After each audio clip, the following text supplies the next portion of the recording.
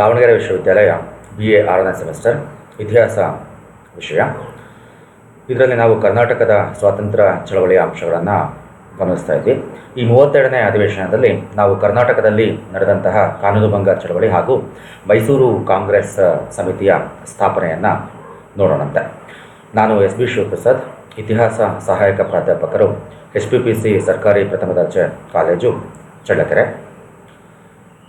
ಮೊದಲನೇದಾಗಿ ಕರ್ನಾಟಕದಲ್ಲಿ ಕಾನೂನುಭಂಗ ಚಳವಳಿಯ ಪ್ರಮುಖ ಘಟನೆಗಳನ್ನು ನೋಡೋಣ. ಕಾನೂನುಭಂಗ ಚಳವಳಿಯನ್ನು 1930ರಿಂದ 33ರ ಅವಧಿಯಲ್ಲಿ ಭಾರತದಾದ್ಯಂತ ಹಮ್ಮಿಕೊಳ್ಳಲಾಯಿತು. ಇದನ್ನು ಸವಿನಯ ಕಾನೂನುಭಂಗ ಚಳವಳಿ ಅಂತಲೂ ಸಹ ನಾವು ಕರಿತೀವಿ. ಇದು ಪ್ರಮುಖ ಉದ್ದೇಶ ಇದ್ದಿದ್ದು ಬ್ರಿಟಿಷರು ರೂಪಿಸಿದಂತಹ ಕಾನೂನುಗಳಲ್ಲಿ ಭಾರತೀಯರಿಗೆ ಶೋಷಣಾತ್ಮಕವಾಗಿರೋ ಕಾನೂನುಗಳನ್ನು ಉಲ್ಲಂಘಿಸಿ ಬ್ರಿಟಿಷ್ ಸರ್ಕಾರಕ್ಕೆ ಸಮಸ್ಯೆಯನ್ನು ತಂದೊಡ್ಡೋದು. ಹೀಗಾಗಿ ಜನಸಾಮಾನ್ಯರು ಮತ್ತು ಸತ್ಯಾಗ್ರಹಿಗಳಿಗೆ ಇದರ ಬಗ್ಗೆ ಮಾರ್ಗದರ್ಶನ ನೀಡೋದಕ್ಕೋಸ್ಕರ KPCC ಕರ್ನಾಟಕ ಪ್ರದೇಶ ಕಾಂಗ್ರೆಸ್ ಸಮಿತಿ ಒಂದು ಸತ್ಯಾಗ್ರಹ ಸಮಿತಿಯನ್ನು ರಚನೆ ಮಾಡಿತು. ಈ ಸತ್ಯಾಗ್ರಹ ಸಮಿತಿಯ ಅಧ್ಯಕ್ಷರಾಗಿ RR ದಿವಾಕರ್ ಅವರನ್ನು ನೇಮಿಸಲಾಯಿತು. ಇನ್ನು ಸದಸ್ಯರಾಗಿ ಹನುಮಂತರಾವ್ ಕೌಜಲಗಿ, ಗಂಗಾಧರರಾವ್ ದೇಶಪಾಂಡೆ, NS ಹರ್ಡೀಕರ್ ಹಾಗೂ ಕಾರ್ನಾಡ್ ಸದಾಶಿವರಾಯರನ್ನು ಒಳಗೊಂಡಂತೆ ರಚಿಸಲಾಯಿತು. ಈ ಒಂದು ಸಮಿತಿ ಕರ್ನಾಟಕದ ಕಾನೂನುಭಂಗ ಚಳವಳಿಯ ರೂಪುರೇಷೆಗಳನ್ನು ನಿರ್ಧರಿಸಿ ಪ್ರಮುಖ ಸ್ಥಳಗಳನ್ನು ಗುರುತಿಸಿ ಆ ಮೂಲಕ ಚಳವಳಿಯನ್ನು ಯಶಸ್ವಿಗೊಳಿಸೋ ಜವಾಬ್ದಾರಿಯನ್ನು ಹೊತ್ತಿತ್ತು. ಇದರ ಅಡಿಯಲ್ಲಿ ಕೈಗೊಂಡಂಥ ಮೊದಲ ಕಾರ್ಯಕ್ರಮ 1930 ಜನವರಿ 26ರಂದು ತ್ರಿವರ್ಣ ಧ್ವಜವನ್ನು ಹಾರಾಟ ಮಾಡಿ ಕರ್ನಾಟಕದಾದ್ಯಂತ ಸ್ವಾತಂತ್ರ್ಯ ದಿನವನ್ನು ಆಚರಿಸಲಾಯಿತು. 1930 ಜನವರಿ 26ರಂದು ಲಾಹೋರ್ನಲ್ಲಿ ತ್ರಿವರ್ಣ ಧ್ವಜವನ್ನು ಹಾರಾಟ ಮಾಡಿ ಅದನ್ನು ಭಾರತದ ಮೊದಲ ಸ್ವಾತಂತ್ರ್ಯ ದಿನಾಚರಣೆ ಅಂತ ಆಚರಣೆ ಮಾಡಿದ್ದು ನಮಗೆ ಗೊತ್ತಿದೆ. ಅವತ್ತು ಭಾರತದಾದ್ಯಂತ ತ್ರಿವರ್ಣ ಧ್ವಜ ಹಾರಾಟದ ಕಾರ್ಯಕ್ರಮವನ್ನು ಹಮ್ಮಿಕೊಳ್ಳಲಾಗಿತ್ತು. KPCC ಧಾರವಾಡದಲ್ಲಿ ಮತ್ತು ಬೆಳಗಾವಿ ಪ್ರಮುಖ ಎಲ್ಲ ಜಿಲ್ಲಾ ಕೇಂದ್ರಗಳಲ್ಲಿ ಈ ಸ್ವಾತಂತ್ರ್ಯ ದಿನವನ್ನು ಆಚರಿಸಿತು.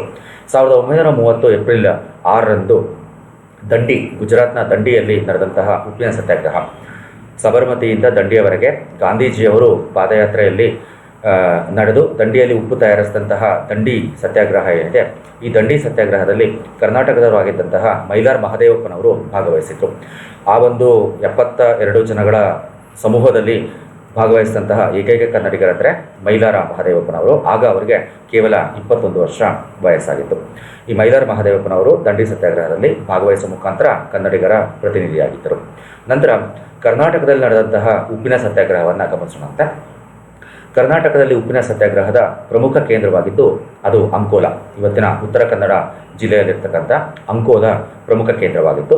ಅದರ ಜೊತೆಗೆ ಸುಮಾರು 24 ವಿವಿಧ ಸ್ಥಳಗಳಲ್ಲಿ ಉಪ್ಪನ್ನು ತಯಾರಿಸೋದಕ್ಕೆ ಕಾರ್ಯಕ್ರಮಗಳನ್ನು ರೂಪಿಸಲಾಗಿತ್ತು. ಏಕಕಾಲಕ್ಕೆ 1930 ಏಪ್ರಿಲ್ 20ರಿಂದ ಏಪ್ರಿಲ್ 30ರ ಅವಧಿಯಲ್ಲಿ ಸುಮಾರು 10 ದಿನಗಳ ಅವಧಿಯಲ್ಲಿ ಕರ್ನಾಟಕದ ಪಶ್ಚಿಮ ಕರಾವಳಿಯಲ್ಲಿರ್ತಕ್ಕಂಥ ಅರಬ್ಬಿ ಸಮುದ್ರದ ಕರಾವಳಿಯಲ್ಲಿರುವ ಸುಮಾರು 24 ಸತ್ಯಾಗ್ರಹ ಶಿಬಿರಗಳಲ್ಲಿ ಉಪ್ಪನ್ನು ತಯಾರಿಸಿ ಕಾನೂನು ಮುರಿತಕ್ಕಂಥ ಕ್ರಮಗಳನ್ನು ಹಮ್ಮಿಕೊಳ್ಳಲಾಯಿತು.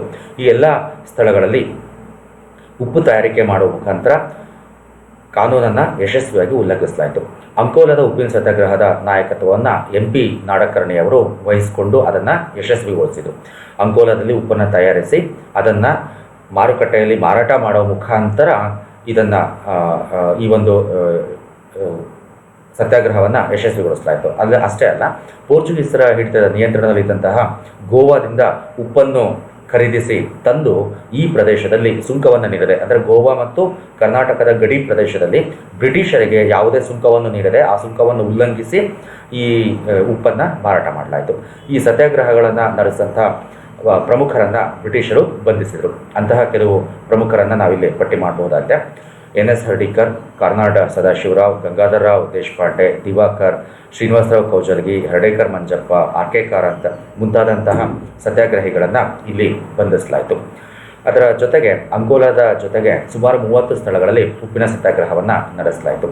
ಕುಂದಾಪುರ, ಮಲ್ಪೆ, ಕುಮಟ, ಮಂಗಳೂರು ಈ ಹಲವಾರು ಅಂದರೆ ಈ ತೀರ ಪ್ರದೇಶದ ಸ್ಥಳಗಳಲ್ಲಿ ಉಪ್ಪನ್ನು ತಯಾರಿಸಿ ಅವನ್ನು ಸಮೀಪದ ಪ್ರದೇಶಗಳಲ್ಲಿ ಮಾರಾಟ ಮಾಡಿ ಯಾವುದೇ ತೆರಿಗೆಯನ್ನು ಸಲ್ಲಿಸದೆ ಬ್ರಿಟಿಷ್ ಸರ್ಕಾರದ ಈ ಒಂದು ಕಾನೂನನ್ನು ಮುರಿಯಲಾಯಿತು.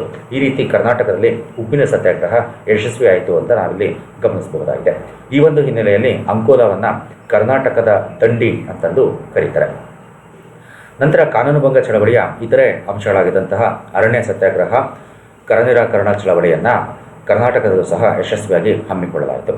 ಅರಣ್ಯ ಸತ್ಯಾಗ್ರಹದ ಅಂಗವಾಗಿ ಮರಗಳನ್ನು ಕಡಿಯುವುದು, ಈಚಲ ಮರಗಳನ್ನು ಕತ್ತರಿಸುವುದು, ಅದೇ ರೀತಿ ಗೋಮಾಳಗಳು ಅಥವಾ ನಾವೇನು ಹುಲ್ಲುಗಾವಲುಗಳು ಇರ್ತವೆ ಆ ಹುಲ್ಲುಗಾವಲುಗಳಿಗೆ ತೆರಿಗೆಯನ್ನು ನೀಡಿ ದನಗಳನ್ನು ಮೇಯಿಸಬೇಕಾಗಿತ್ತು.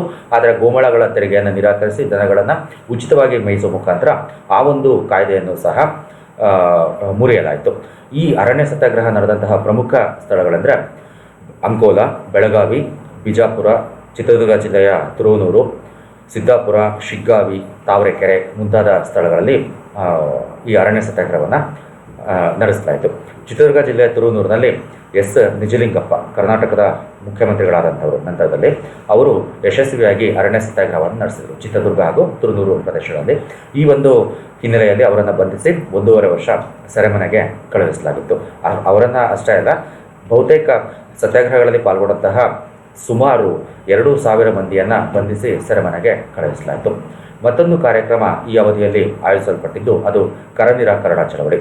ಕರ ನಿರಾಕರಣಾ ಚಳವಳಿ ಇದರ ಪ್ರಮುಖ ಅಂಶ ಬ್ರಿಟಿಷ್ ಸರ್ಕಾರಕ್ಕೆ ಭೂ ಕಂದಾಯವನ್ನು ಸಲ್ಲಿಸದೇ ಇರುವುದು ಮತ್ತು ಬ್ರಿಟಿಷ್ ಸರ್ಕಾರಕ್ಕೆ ಸಲ್ಲಿಸಬೇಕಾದಂಥ ಸ್ಟ್ಯಾಂಪ್ ಶುಲ್ಕ ಮತ್ತಿತರ ಭೂಮಿಗೆ ಸಂಬಂಧಪಟ್ಟಂತಹ ಶುಲ್ಕಗಳನ್ನು, ಕಂದಾಯಗಳನ್ನು ತಿರಸ್ಕರಿಸೋದು. ಇದು ಕರ ನಿರಾಕರಣಾ ಚಳವಳಿಯ ಪ್ರಮುಖ ಅಂಶ ಆಗಿತ್ತು.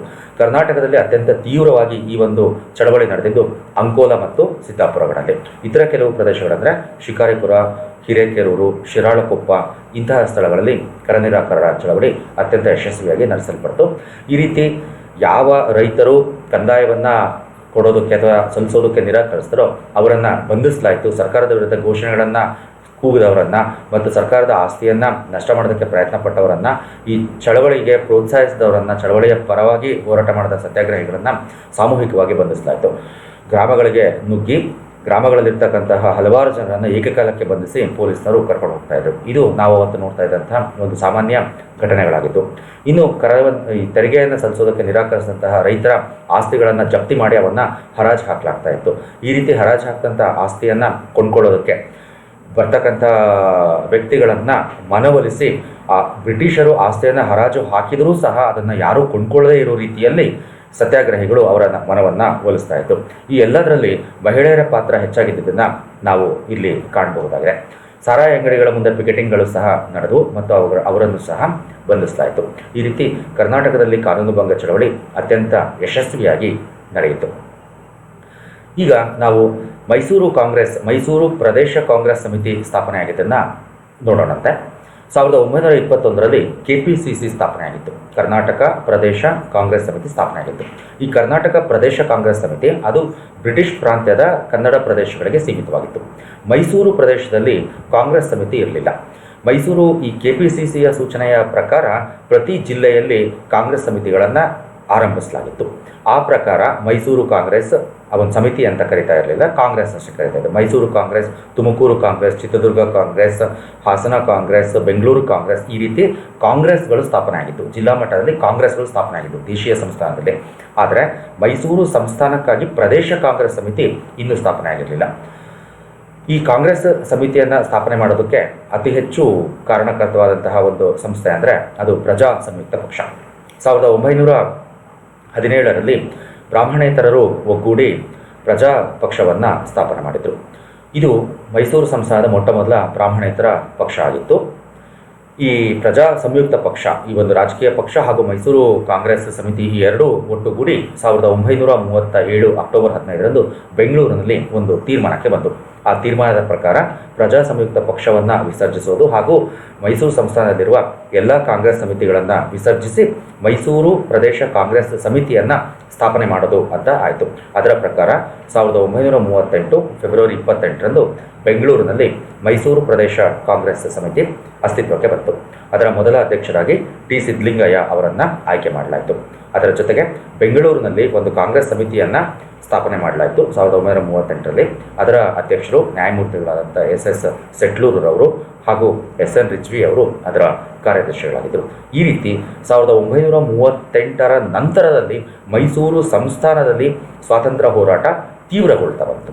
ಅಲ್ಲಿಯವರೆಗೆ ನಾವು ಸ್ವಾತಂತ್ರ್ಯ ಹೋರಾಟದ ಪ್ರಮುಖ ಘಟನೆಗಳನ್ನು ನಾವು ಇಲ್ಲಿವರೆಗೆ ಏನೆಲ್ಲ ಗಮನಿಸ್ತಾ ಬಂದಿದ್ದೀವಿ, ನಾವಲ್ಲಿ ನೋಡಬಹುದು ಬಾಂಬೆ ಪ್ರದೇಶದಲ್ಲಿ ಮಾತ್ರ ಈ ಘಟನೆಗಳು ಹೆಚ್ಚಾಗಿದ್ದನ್ನು ನಾವು ಕಾಣ್ತೇವೆ. ಮೈಸೂರು ಸಂಸ್ಥಾನದಲ್ಲಿ ಸ್ವಾತಂತ್ರ್ಯ ಹೋರಾಟದ ಘಟನೆಗಳು ನಡೆದಿದ್ದು ಕಡಿಮೆ ಅನ್ನೋದು ಇಲ್ಲಿವರೆಗೆ ನಮ್ಮ ಗಮನಕ್ಕೆ ಬರ್ತಾ ಇತ್ತು. ಆದರೆ 1938ರ ನಂತರದಲ್ಲಿ ನಾವು ಕಾಣೋದು ಮೈಸೂರು ಪ್ರದೇಶದಲ್ಲೂ ಮೈಸೂರು ಸಂಸ್ಥಾನದಲ್ಲೂ ಸಹ ಸ್ವಾತಂತ್ರ್ಯ ಹೋರಾಟದ ಕಾವು ತೀವ್ರವಾಗಿದ್ದನ್ನು ನಾವು ಕಾಣಬಹುದಾಗಿದೆ. ಧನ್ಯವಾದಗಳು.